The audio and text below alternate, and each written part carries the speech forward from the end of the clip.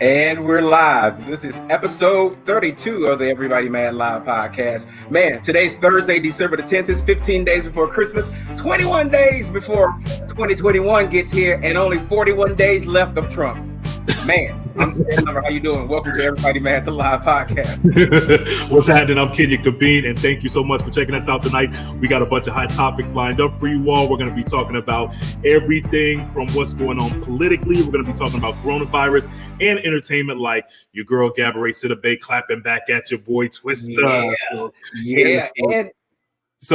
So you got to keep it locked for that. What were you going to say, Sid? It's just craziness. We saw some craziness with coronavirus going on down in Atlanta because y'all got the cure already down in Atlanta because everybody's just going on about their business. So, but it's happening up this way too in Columbus, Ohio. Your boy Trey Songz is doing some stuff. So we got an action-packed show of all the foolishness that's going on with COVID and all that good stuff. But it was your birthday a week ago. Yeah. A week ago. I ain't really talked to you since then because I know people normally have sex on their birthday, so I ain't want to be the one messing up that. So I ain't want to C block, you know. So I didn't want to let you have your little, you know. Well, you were crazy, Sam. Well, I had a real good birthday. I actually got together with some friends and just kind of, had just like a couple of drinks. That's what I've been doing like all week, just meeting with like people like around town and having like a drink here and there. We'll dip in and dip back out. Still trying to play it safe because one of my real good friends actually ended up getting corona from a party that they went to. So they went to a party and turned out everybody at the party contracted corona. And they were one of the people that got corona, and I'm noticing I'm saying because I don't want people to try to figure out who I'm talking about. Like going on. Yeah, like somebody that is already contact tracing. Like, let me see. Because people they be like really like searching. You know what I'm saying? Trying to figure out what's going on. So yeah, it's kind of crazy down here in Atlanta, man. But we're gonna talk more about that. But yeah, I had a great birthday and. Just gearing up for the holidays, bro. That's it, man. Yeah, we're gearing up for the holidays. So we just decided that we're not coming to South because we was actually coming next weekend and was going to spend the rest of the month in 2020 in Atlanta, South Carolina, and all that. But we it's just too much. It's just kind of going crazy. It's really at levels where it was before we start traveling. So we was like, we just gotta wait. You know what I'm saying? So Christmas is really gonna be Christmas again right here, like quarantine Christmas. It's like. We're just not doing the right thing. And it's like, I really, at this point, I blame Trump. I don't blame him for anything, but like all the other countries in the world are back to normal. You know what I'm saying? Like to me, Trump is the Grinch. Trump is the Grinch that stole Christmas because he just refuses to do anything like the simplest stuff like masks. We're still arguing about masks and the world is laughing at us because they back to normal. Yeah, but I mean, we already knew what it was going to be even way back when all this stuff started with the mask and everything. The goal was really just to be clear and be through with the whole coronavirus so then we could get back to normal, some kind of normalcy, at least for the holidays, Thanksgiving and Christmas. And clearly that's not the case because now everybody's canceling their plans, and it's very unfortunate. However, I kind of figured that was going to happen when all this stuff was going on about people not wearing their mask. And then here in Atlanta, it's so open, people going to the club and turning up and, everything is wide open. Florida. People are traveling all over the place and, people are still getting sick. You know what I mean? Yeah. And I get it. You got to live your life, but you just got to be cautious and you just have to really be careful the way you move. And people aren't doing that. Yeah, they're not. And it just shows like just the American selfishness that we have. But we'll talk more about that. Please, if you're listening on the podcast or if you're watching us, please like or share wherever you are. We're live on Facebook right now. You can watch us on YouTube if you're there. Thumbs up and sharing it and subscribing. All that helps with the algorithm and stuff like that. Or if you're listening on podcasts, we're on Spotify and Apple Podcasts and Google Podcasts and all those platforms. So help us spread the word so we can have some good positivity and some funniness and all the shenanigans going on with Black men and good voices out there saying the right things. But I guess we should get on into the show. All right, brother, let's go ahead and jump everything off. Well, we just got through talking about corona, and that's, of course, is the hot topic and the main topic of tonight's show. Since coronavirus numbers are still at an all-time high, right now, a rush to get a vaccination to people is underway. Now, in England, a 90-year-old grandmother was the first to get the shot. Trial results right now in America are very encouraging as well, and vaccinations are set to begin real soon once the FDA approval process is done.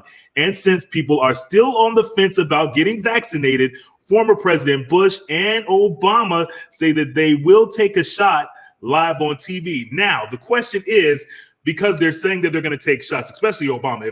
If President Obama said, yo, I'm going to take a shot, are you going to take a shot? Because if he does it, I'm going to do it. That's just how I feel about the situation. At this point, I would take the virus. And I got a whole list of reasons. Yeah. Well, damn, I said I would take the virus. I would take the vaccine. Right. Like what happened with Tuskegee and that sort of thing.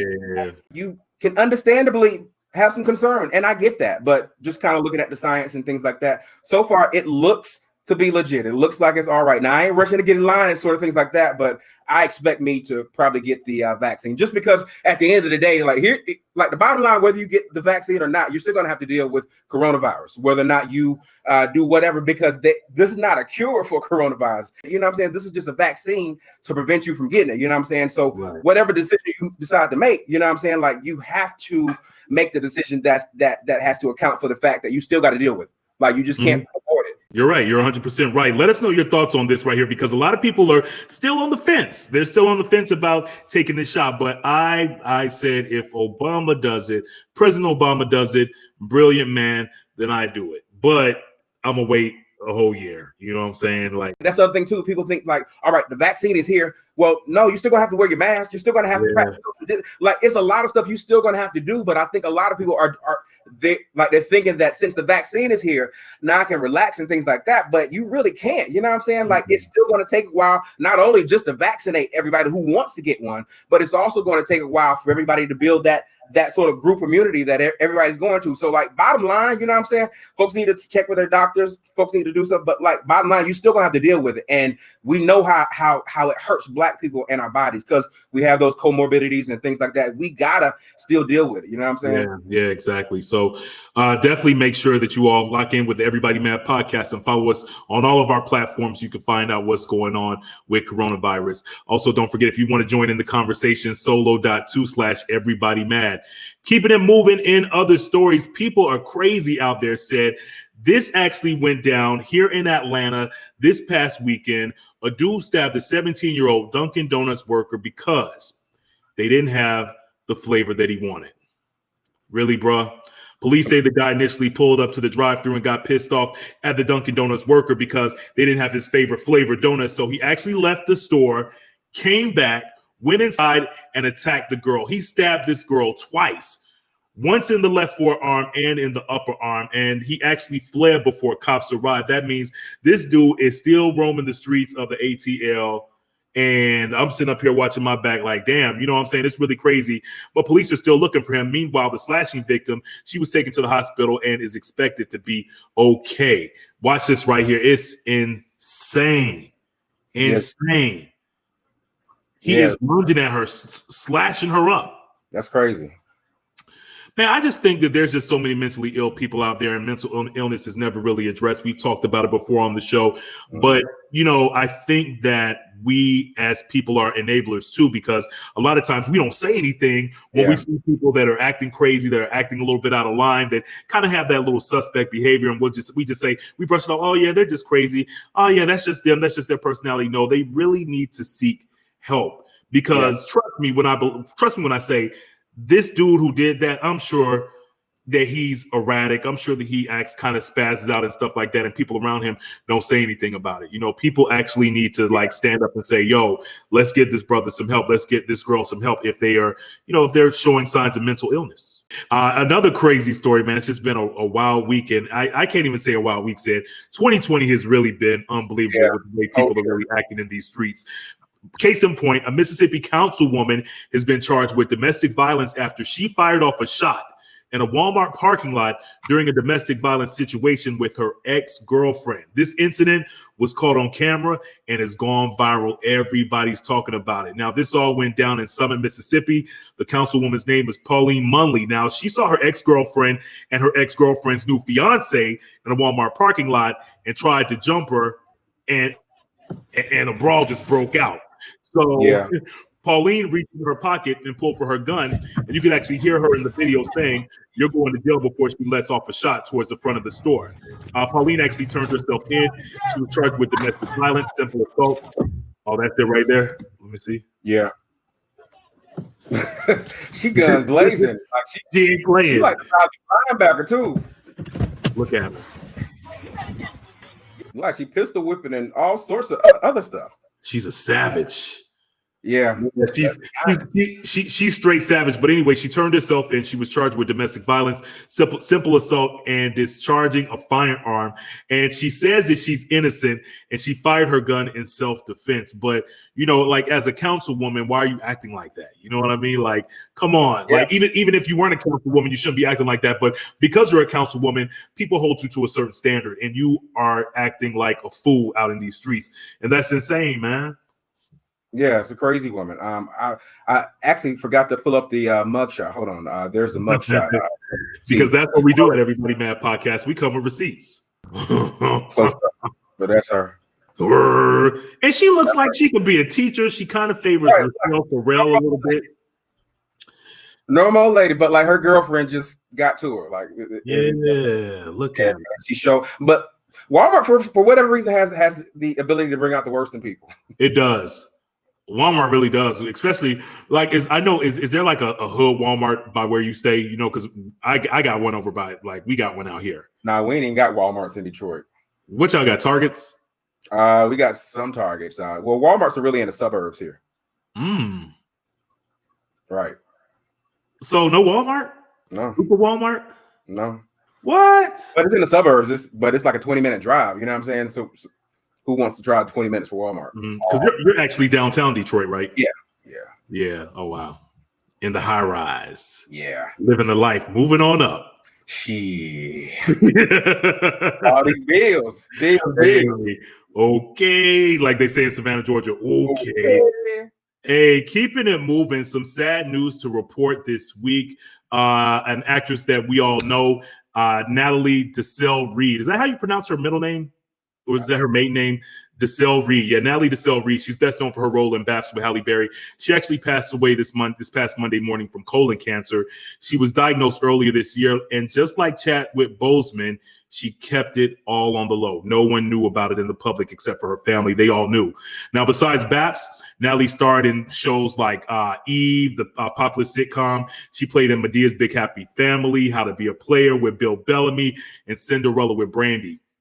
She was surrounded by family when she died. She leaves behind her husband and 3 children. Natalie was 53 years old. That's so sad, man, because she's so young. And you know, I got to say, you know, like she is an actress that, you know, everybody's really talking about it because the work that she's done has stood the test of time. I mean, she's done her work. The work that she's done is relevant to the culture. Yeah. Eve, you know, How to Be a Player. Like these are stuff that people still watch to this day. So like people's know her face when they see her. That's just so sad. My heart really goes out to her family and especially her kids too. Yeah. That was Holly Robinson tweeted something about her saying, you know, she was really totally heartbroken because Holly Robinson's mom is a Hollywood manager and used to manage Denise. I mean, I'm sorry, Natalie. She managed Natalie. So it's really sad. Yeah, it's real sad. Another one gone. 2020 has been a beast, man. Man, 2020 is crazy. Speaking of which, this is another crazy story, man. We got crazy stories. I told you this is going to be a real good show. I don't know if you all saw this yet or not, but video has gone viral of a white dude getting pulled over by the police, refusing to get out of his car. He actually showed police his handgun on the seat right next to him, and he even threatened to shoot the cops. And what happened to him? His white privilege kicked in, and nothing happened to this guy at all.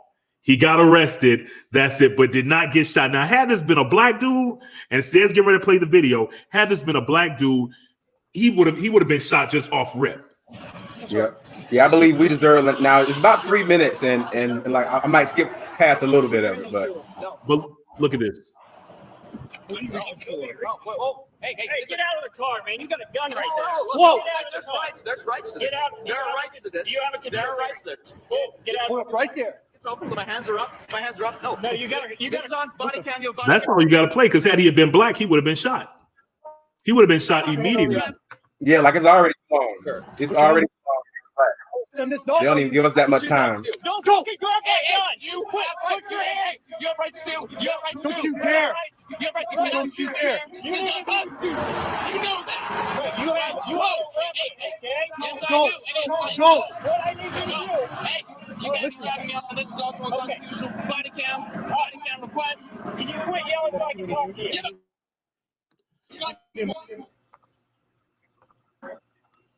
It just once again it goes to show you how white privilege like really works in America, because had that been a black man, it definitely wouldn't have gone down that way. Sid, what's your thoughts? That video goes on further. I actually cut it off quicker than I wanted to, but the video goes on further where literally he pushes them away and he takes off in the car. So it's like a black man wouldn't even got to the point of even getting to the moment we decided to put it in gear, he's dead, because like they're opening fire. But it's crazy how much restraint people can have. Like, that's why we say white lives matter, but definitely black lives don't, because you can have a gun, you can be in a area, because he not only has a gun, but he has a weapon of a vehicle. You know what I'm saying? Like, you get them over. You know what I'm saying? So like that, like armed with the ability for deadly assault. You know what I'm saying? So he easily could have been like the next hashtag if he was black. You know what I'm saying? And like a lot of us wouldn't have been able to say, well, he did have a gun.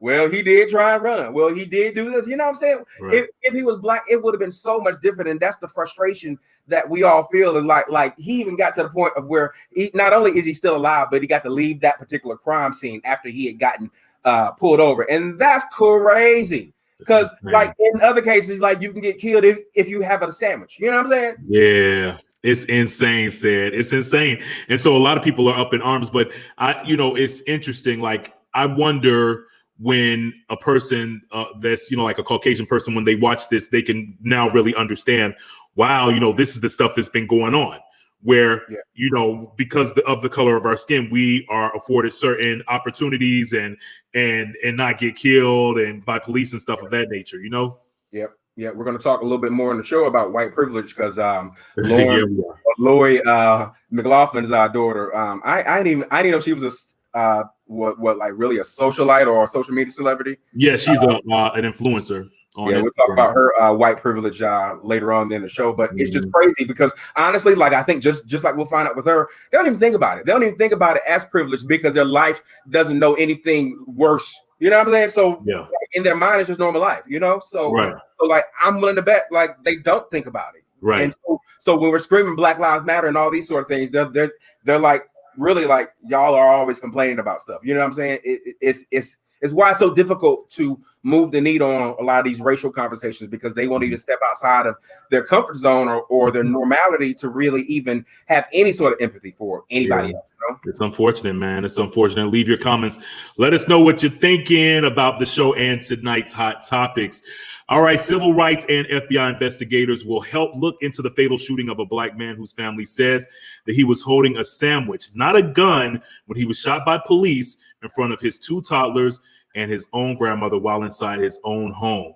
Now, after the state attorney general's office declined to investigate the shooting of Casey Goodson Jr., the Justice Department will now investigate along with the FBI in Cincinnati and the Columbus Police. The Franklin County Sheriff's Office and Police Union have no comment on Deputy Jason May, who actually did the shooting. Casey was only 23 years old.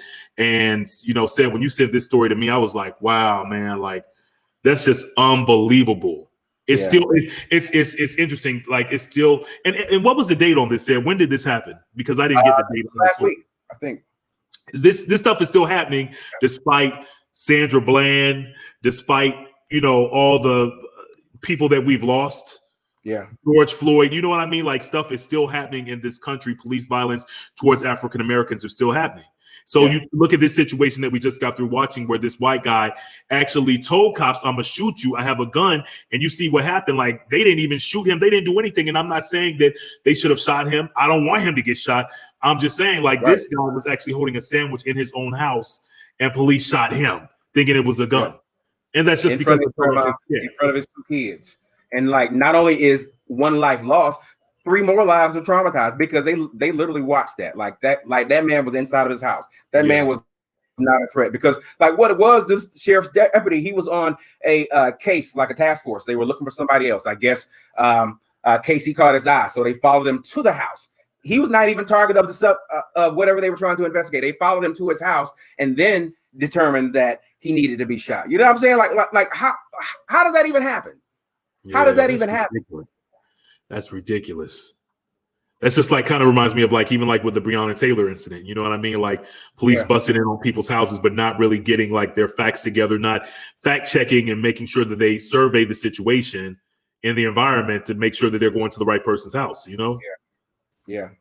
And that's exactly what it is. Like it's so unfortunate that we're still going through this. Like even despite like all the screaming that we was doing, all the 100 and some days of straight protesting after George Floyd, is like, dog, we still talking about this? For real? Yeah. We still talking about it because anybody did anything. So that's why I'm hopeful. Like that needs to be priority one for whoever Biden puts in charge of the Justice Department. Whoever is the Attorney General, that needs to be priority one, because like literally like these police need to focus on something better than killing black folk, because they got white folks going crazy. Like they got white folks trying to mutiny over Trump. That's what they need to be worried about. That's what they need to be prepared for, because these white folks, these Trump supporters, they crazy. Like they're going crazy right now. So that's what police need to be focused on. Like they don't need to be focused on black people coming home from Subway. You know what I'm saying? Like they need to be focused on the real threat, because that's what's going to tear this country apart, because Trump don't care nothing about that. You're absolutely right, Sid. All right, well, I got another story for you all. Up in Michigan, where Sid is right now, the Michigan State Representative Cynthia Johnson faces disciplinary action over a recent Facebook post where she urged her constituents to do things right and in order, while warning Trump supporters to tread lightly. Now, three of the threats that were received was "you'll be hanging," "nigga Johnson," "big lip nigga." Sid is going to show you some of the stuff, but it's. Yeah, this is the last part of our video. It's a 3-minute video. We'll put the whole video on Everybody Mad podcast on Facebook. But here's you the don't have to curse anybody out. You don't have to call 30 people seconds names. Hit their asses in the pocketbook. Now, mind you, she do got a glass of wine in the next to her. pocketbook. For instance, one of our bright citizens of our country. She's talking about a threat she got from a lady in Illinois now. Voicemail me, unknown, but guess what? FBI, state police, they found her. Listen to this part. So this is just a warning to you Trumpers. This is the part they're mad about. Be careful. Walk lightly. We ain't playing with you. Enough of the shenanigans. Enough is enough. And for those of you who are soldiers, you know how to do it. Do it right. Be in order. Make them pay. I love y'all. So that's the last part of the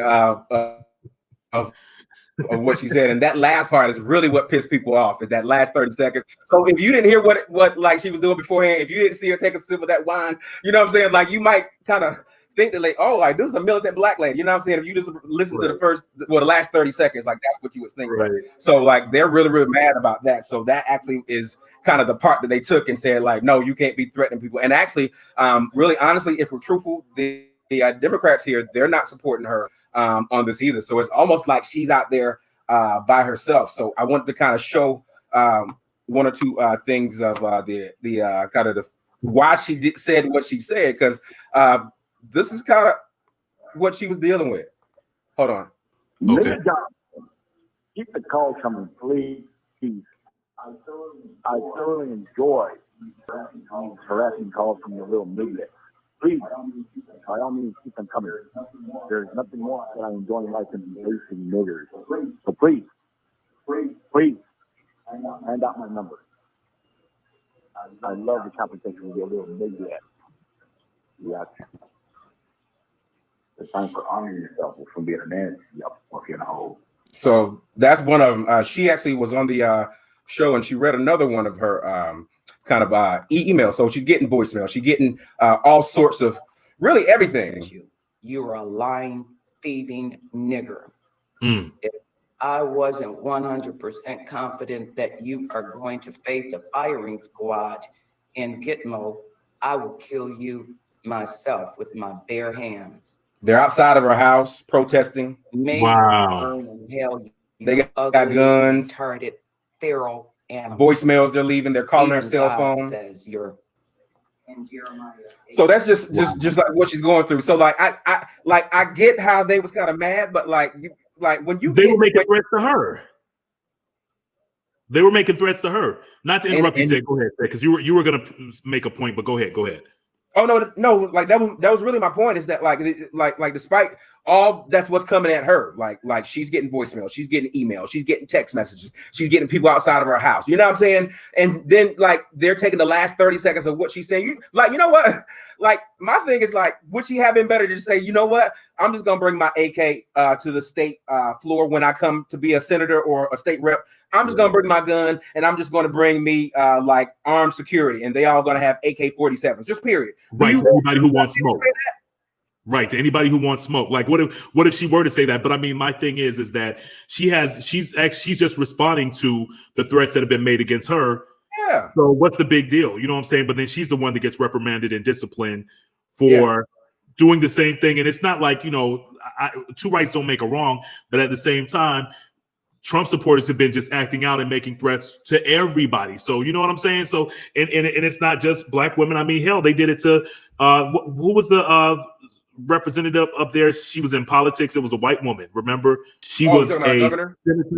The governor, right. You know what I'm saying? Like so people are just acting. They're acting out right now, man. So she's just responding. So I don't see why she should be disciplined for that. She's just responding to what people did. You know what I mean? And like you said, they just took that last 30 seconds. Right. And really letting them know that I'm not scared. And really what she was trying to say is that like, all right, well, like it's too much arguing, too much back and forth and all this. We're gonna start just boycotting y'all. We're gonna cut y'all off from that. And she said that in the earlier part of the video. Like she's like, we want to hit them in the pocketbook, hit them where it hurts. So that's really where people pay attention, is when money starts to be an issue. Like really like we saw it when the George Floyd stuff started. When we started the protest, you saw the NBA came out and did some stuff. Major corporations like FedEx or whoever, like money started to start to get taken away from certain things based off the protest. And she was right. You know what I'm saying? Like if the talking ain't working, if the screaming ain't working, then start the boycott. But they didn't have that part. They just took that last 30 seconds. And then like that last 30 seconds, she looked like a black militant and like she gonna blow it up. And like she don't care which. You like, you know what? Like you come at me all this time. I'm gonna let you know this really ain't the smoke you want. Right. I've been quiet over here. I ain't did anything. Y'all just mad at me. And really, this goes back to is Giuliani. She was one of the people who questioned Giuliani and his people when they came here and tried to say the votes were invalid. She was just doing her job. And now y'all are threatening her because she asked some questions. It is crazy. That's why I tell people Michigan is just Mississippi with snow. It really is. But I was laughing, and for the people that are watching, because I was kind of laughing when she was doing her rant and everything. I was just laughing because I could tell she was buzzing. Like you said, she had like a glass of wine or something like that. You could tell that she was really feeling it. She got that liquid courage, and she was like, "Look, I'm gonna let y'all know." So when she said shenanigans, I'm telling you, that took me out. I'm tired of y'all shenanigans. Right. Right. In the beginning part of the video, like she even said, like, man, I wish I had a private room. And I know in hindsight, she probably do wish she had a private room so she could just talk to people who she was trying to talk to. But like she did have a message for them. It's like, I ain't the one. Because like Michigan, a lot of women up here, they carry. So yeah, she ain't the one. Yeah, no doubt. Let us know your comments with the Everybody Mad Live podcast. We got some more stories to talk about. Back on white privilege again. Here we go. Lori Loughlin's daughter, Olivia Jade, went on Jada Pinkett Smith's Red Table Talk to discuss her family's involvement in the college admission scandal and how it opened her eyes to her white privilege life. Now, she says that she was embarrassed and even calls herself the poster child for white privilege. Lori was sentenced to 2 months behind bars after pleading guilty to 1 count of conspiracy to commit wire and mail fraud, and her dad got 5 months for pleading guilty to 1 count of conspiracy to commit wire fraud and mail fraud and 1 count of honest services wire and mail fraud. Olivia's mom should be out before Christmas, and her dad will be released in the spring. Do we have a clip of that, brother? Because I'm gonna make a comment after we watch the clip. I'm exhausted with everything that we have to deal with as a community, and I just don't have the energy to put into the fact that you lost your endorsements. Right. You know, or you're not in school right now.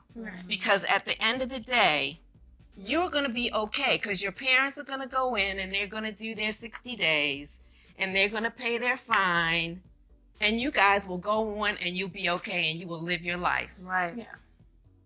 And there's so many of us that it is not going to be that situation.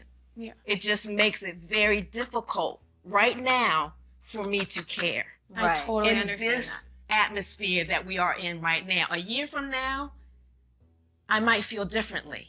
But right now, in the atmosphere that the world is in, it's very difficult for me to feel compassionate about you. Even before the show started, Jada's mom had reservations about her being on the show. She's like, you know, it's kind of interesting to me how this privileged white girl is going to run to the 3 black women to try to clear her name. You know what I mean? Like, come on. Like, you know, like, do you understand, like, you know, the severity of what you've done and how, you know, your white privilege plays into all of this right here. So Jada's mom wasn't feeling it, but then Jada was like, well, you know, she needs to get on and just tell her story and just kind of like share her viewpoint on exactly how things went down. And I think that she did. Like, you know, my whole thing is I saw like clips. I've watched clips.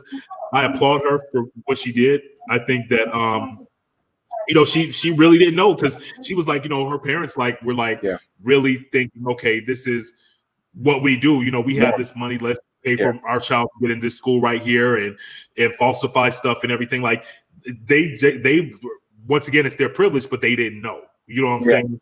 And I believe her when she says that. So, well, yeah, you know, like a lot of parents too, like they like the part of their goal as being a parent is to give their child like an amazing childhood. A lot of parents they say like I don't want my child to have to go through what I went through. I don't want to have my child to have to struggle or to want for and things like that. So like it's kind of common for a lot of parents, especially if they have the means. If you have the means, you're going to do a lot of things for your kids. And then like in hindsight, we're seeing like the result of just that hyper parenting that a lot of people do, is that you don't even let your kids go through the steps of honing themselves as a young adult and growing into like an adult. So in hindsight, what you create is entitled adults. You create adults who don't know how to deal with other adults. Like you create toxic people, you know what I'm saying? And like that's just really the thing. But it goes back to the fact that like you only really know what you know. And if you're not exposed to any other thing, then like you might not know that like this ain't life. Or like you might not know that like, oh man, this is the life, you know? I agree. Leave us your comments, everybody. Mad Live Podcast. More news to talk about. Nipsey Hussle. Nipsey Hussle's estate filed legal documents documenting the estate's final inventory appraisal, which actually puts the estate's value at over $4 million. And I got to give props to Nipsey. May he rest in peace. He was definitely a smart brother. He was a leader in the community, but he actually bought shares in companies like Marathon Clothing, and he owned 100% interest in All Money In, No Money Out Incorporated, worth just over $2 million.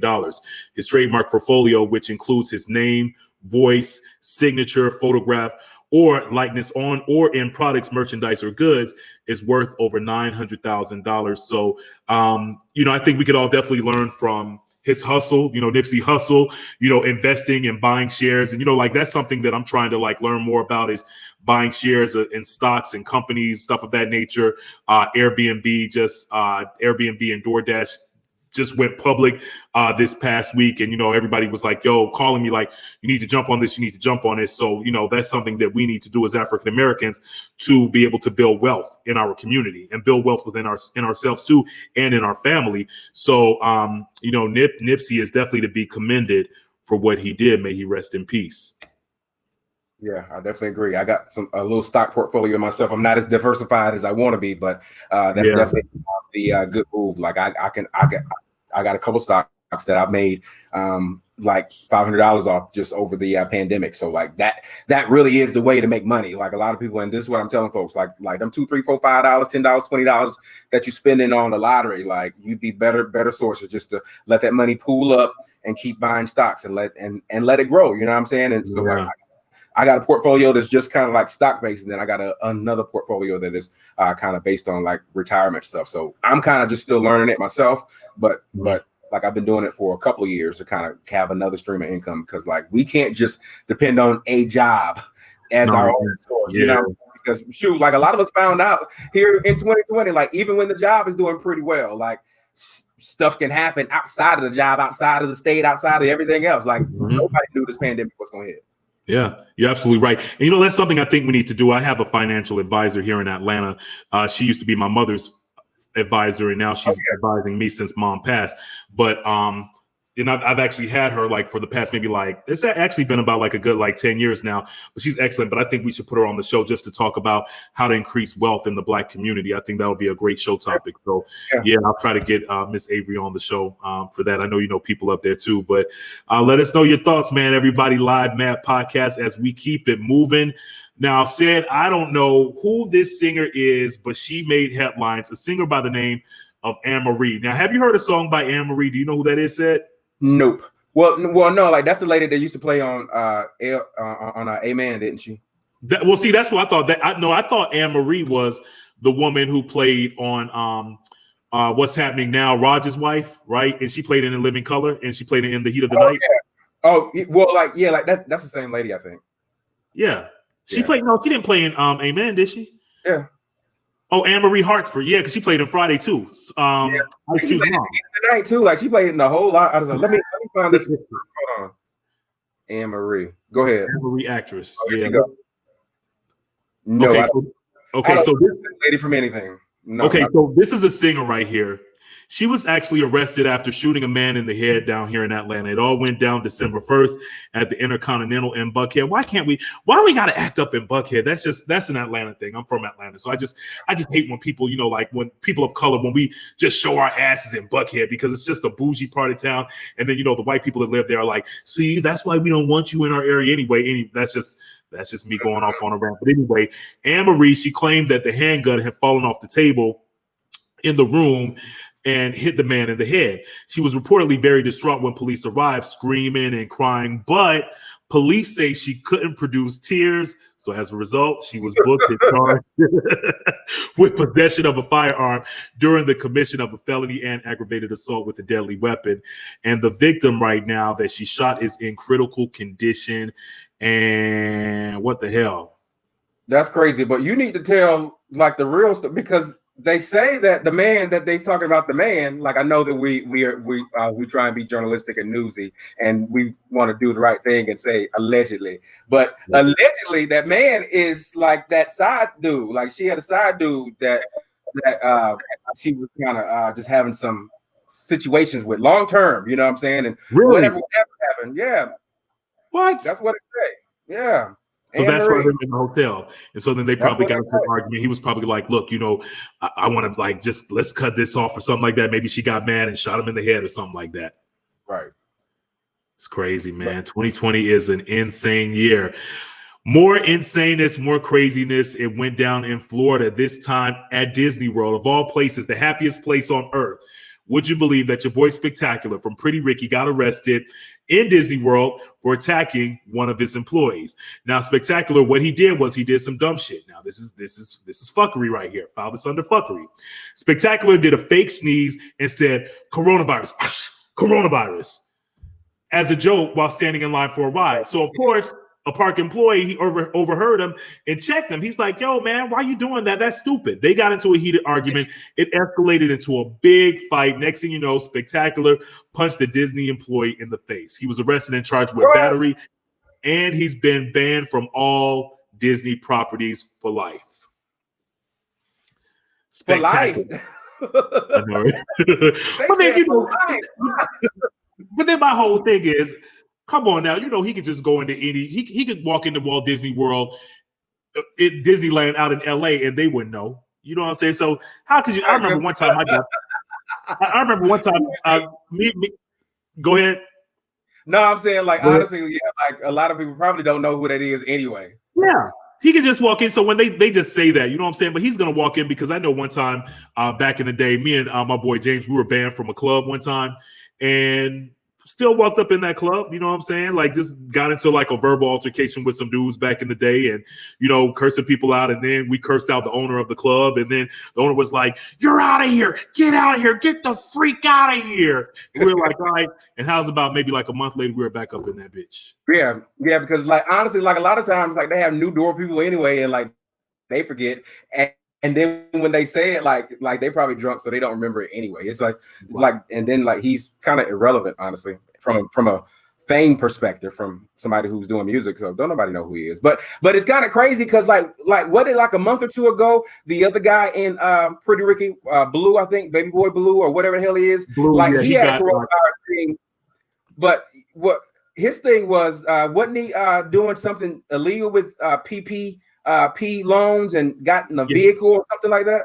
Right. He was taking coronavirus, like, what was it, like funding or money, and, you know, like relief funds for coronavirus, and buying like Rolexes and Lamborghinis and like all this kind of stuff. Just some hood shit, you know what I'm saying? Stuff that people know good and well. People know better, you know what I'm saying? We're all adults, but I feel like sometimes people always say, "Oh, you know, I found a little loophole. Let me see what I can do." And maybe they might try to do something, get a little check for about like $5,000. And they say, "Okay, like let me go bigger with it." Yeah. You know, and that was the case with Blue from Pretty Ricky. But, you know, my whole thing as an adult is just certain things that you should and shouldn't do. Like, I feel like we just, as Black men, man, we just, if we want better, we got to carry ourselves with respect. You know what I mean?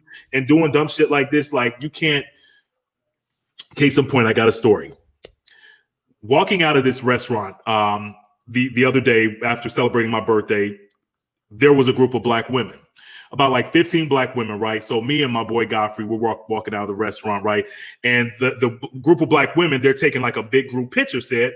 And so the one girl that's holding the camera, I was walking past, so I was like, "Baby," I said, "you want me to, you know, you want to jump in that picture and I'll take the picture for you?" She looked at me, she was like, "No." And I was like, okay. So I kept on going. I was like, and then I told Godfrey, like, as I'm walking, I was like, well, it was just the energy for me. You know what I'm saying? Like, it was a little bit off. I didn't like the energy. It was a little bit off. Next thing you know, one of the girls out the group, she said, "What you say? What you say? What you say?" And her boyfriend was holding her back. I turned around. I see this little girl. She has to be at least 5'2", buck 20. You know what I'm saying? Soaking wet. Getting held back by her big boyfriend, talking about "what you say, what you say." And so what I did was I diffused the situation. I said, "Sis," I said, "it was the energy for me, baby." I said, "Your girl, she was just," I was smiling. I said, "Your girl was just, the energy was a little bit off, but it's cool. It's cool." And then she was like, "It was the energy." And then the girl was like, "I didn't mean it that way. I didn't mean it." I said, "I know, babe." I said, "It's cool. It's cool." I said, "But everybody," I said, "Everybody good? Everybody good?" And everybody just started laughing because when I said it was the energy for me, sis, because your girl was like, "No." You know what I'm saying? Everybody just started laughing. But it was kind of funny because what if I was a dude like Spectacular that want to turn up? You know what I'm saying? Like, what if I was somebody else? Next thing you know, it would have been, and even like Godfrey was like, "Man," he said, "you diffuse that situation." But it's kind of funny because, you know, like those girls, it's just two of us, and it's like 15 girls, and they hood chicks, and they look like they were ready to scrap. They wanted to smoke. You know what I mean? So it would have been us just like sitting down, getting beat down. You know what I mean? Because we're dudes, we can't hit them. You know what I'm saying? So we would have got jumped by 15 girls. It's crazy, you know? And then and this is a whole nother show. But then what gives? And this is not, I don't know if this is a sexist statement or not, but as a woman, why would you even try to buck on a dude like that? You know what I'm saying? Like, come on, like I had this conversation this week. It's like it's crazy. Is it like, because like I think preceding everything is the fact that like there's a long-standing standard in a lot of our families that like you don't hit women just regardless. Like you don't hit women like that. Like that's what a lot of us were brought up with. However, there's a lot of people who wasn't brought up with that nowadays. So now you got people like us who probably like it's gonna take a whole lot for me or you to hit a woman, but like for somebody else.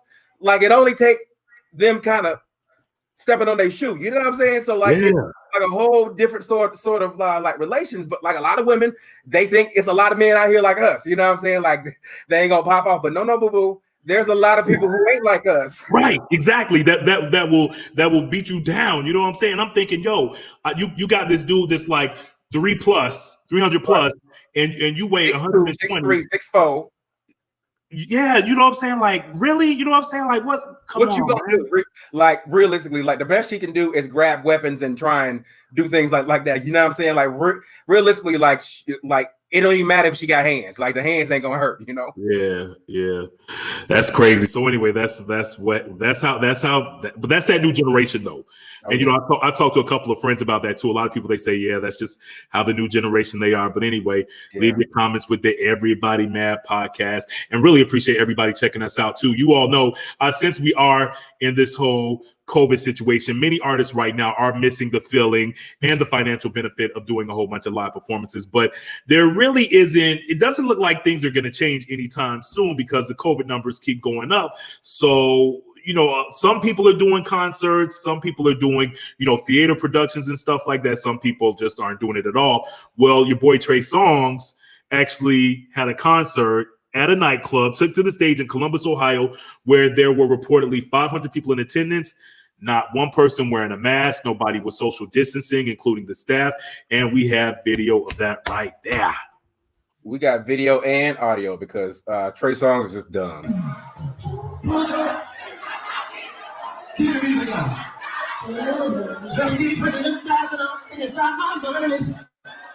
Oh, it's on slow too.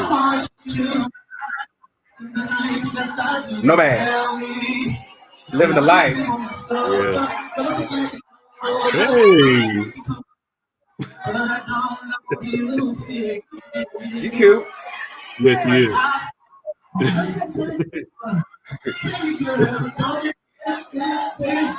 One person got on a mask. His bodyguard got on a mask. Nobody. All right, bodyguard. There's one bodyguard. Oh, there's another person got on a mask.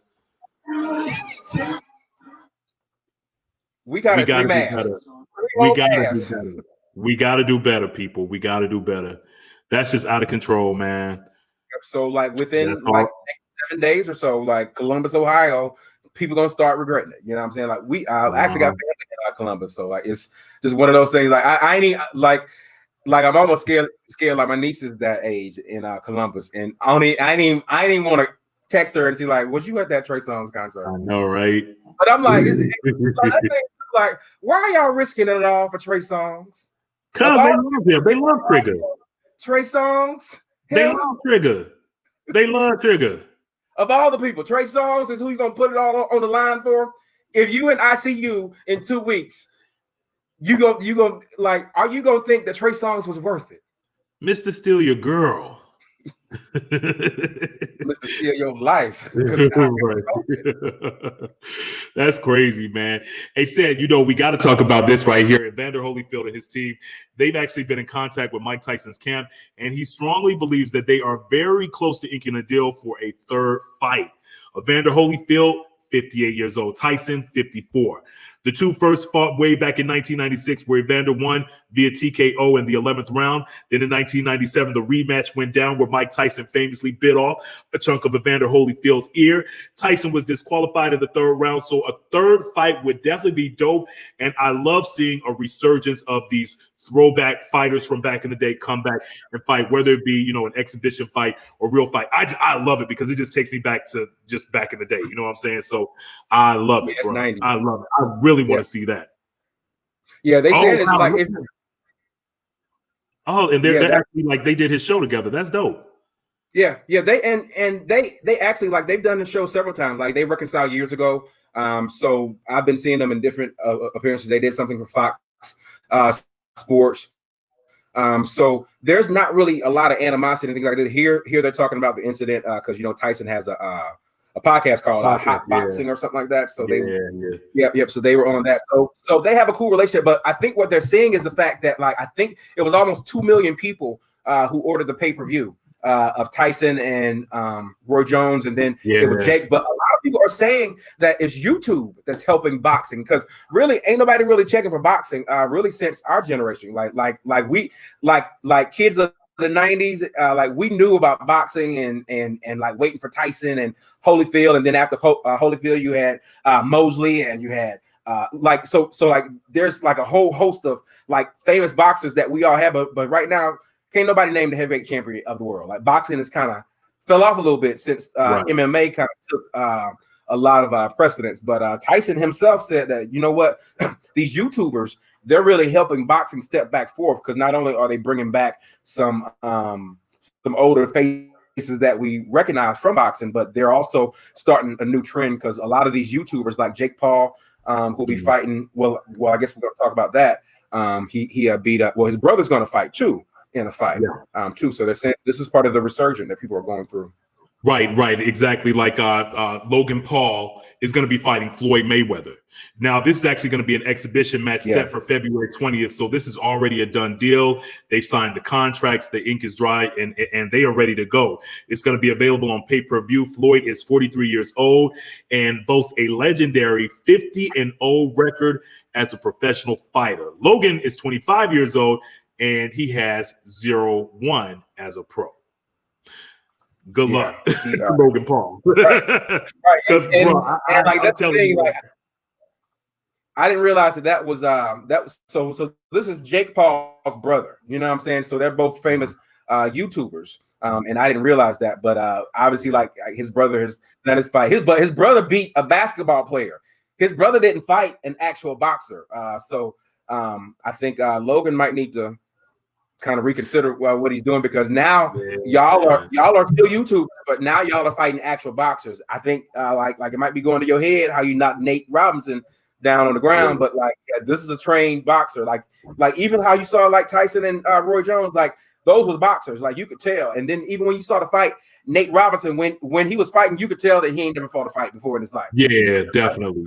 Like he had zero defense. Like he had his arms down here the whole time. Like dude, what? Like he wasn't blocking nothing. Like his arms was down here and down here. Whatever, head was wide open. I was like, yeah, bro. You ain't gonna win. You ain't gonna in this boxing. And even Roy Jones, after he fought Mike Tyson, remember in the post interview, he was like, man, he was like, yo, if it's so painful to get hit by Tyson. Like, you know, he's getting punched in the chest and all in the stomach and everything. He said, I'm worn out. So I can't even imagine this Logan Paul cat. I'm telling you, he's gonna regret this right here. I don't care how hard he trains, man. Floyd Mayweather has not lost not one fight in his career. Really, bro? You're gonna try to go up against him? You said what? I said, and he thinks he's gonna be the one to knock him out. Right. Okay. Yeah. Okay. All right, got a couple more stories before we wrap things up. So we talked about this earlier, and I want to definitely talk about this right here. Twista has come under fire right now. Twista is getting dragged on social media. Twista, you know Twista from back in the day, rapper from Chicago. Anyway, he posted a now deleted Instagram meme comparing Gabourey Sidibe, you know, the actress, to model Bernice Burgos. Now, Bernice, you know, she's an Instagram model. Now, the picture was kind of meant to symbolize a successful but not conventionally attractive woman, choice A, while Bernice was supposed to be the type of woman that's supposed to be beautiful, but she ain't got her shit together, choice B. Right. And said got the picture. I don't know if you got the picture of it or not. Hey, question. See, but Twista, he's a big boy, so maybe he was coming from the standpoint of, yo, I'm a big cat. I can, you know, I'm big. So I can talk about big folks. That's how I am. I'm like, so that's it right there. That's it right there. Yeah. So a 401k I was gonna do it. Go back a little bit on it. Yeah. So that's what's going on. So okay, so it says a 401k makes $30 an hour, own a house, a car, and Bernice picture, 3 kids, 12,000 followers on the gram, no car. Which would you choose? And pretty much Gabourey Sidibe, she clapped back and she was like, Twista, I only like you as a rapper. I forgot about in 2005, but good luck with option B. Right. That was a classy clapback. Oh, I just got some breaking news, said. Oh, what I got to interrupt with this breaking news. Debo died. Debo from Friday. Oh, Tiny. Oh, man. Yeah, wait, cousin, I'm doing a broadcast. I'm doing my podcast. I'll call you right back. All right, bye. Yeah. That was my cousin Monique. Let's see.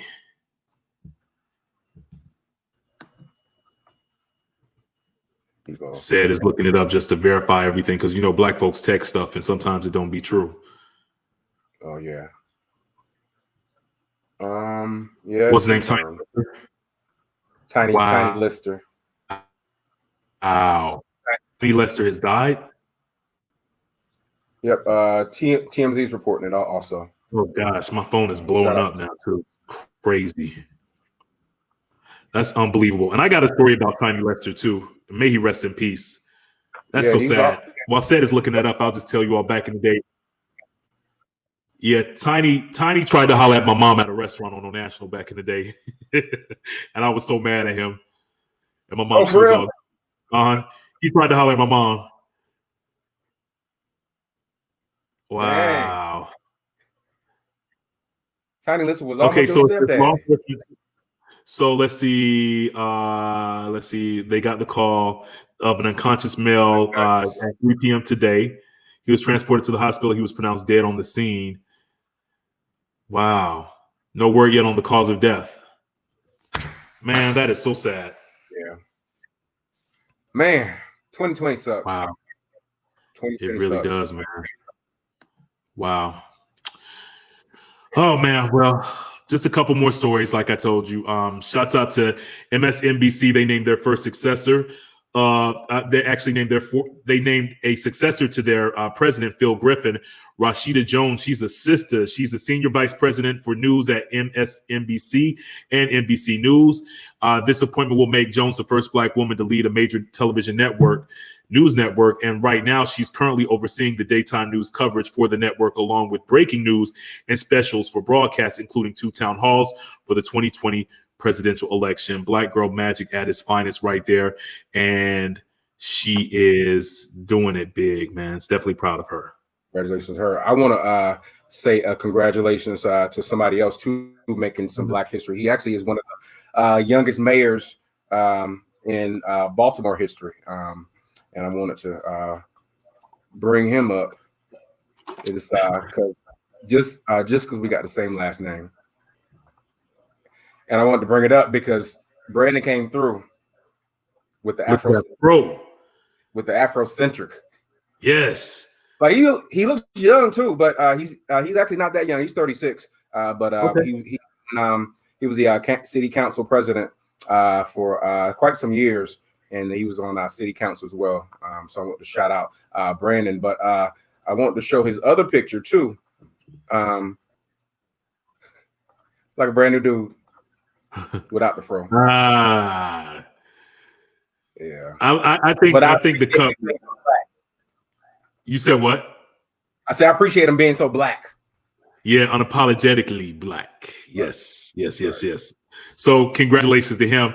Finally, one more story before we wrap things up. Our friends to the show for the Everybody Mad Live podcast, the Get Your Booty to the Poll girls are back to encourage everybody in the beautiful state of GA to go vote in the Senate runoff election. Get Your Booty to the Poll teamed up with the New Georgia Project to release another PSA, and this time aimed at the state of Georgia to remind voters to complete their entire ballot and to remind them about the Senate runoff election on January 5th. The video was directed by our girlfriend to the show, Angela Barnes, produced by friend to the show, Paul Fox, and features some of the baddest shake dancers in the ATL.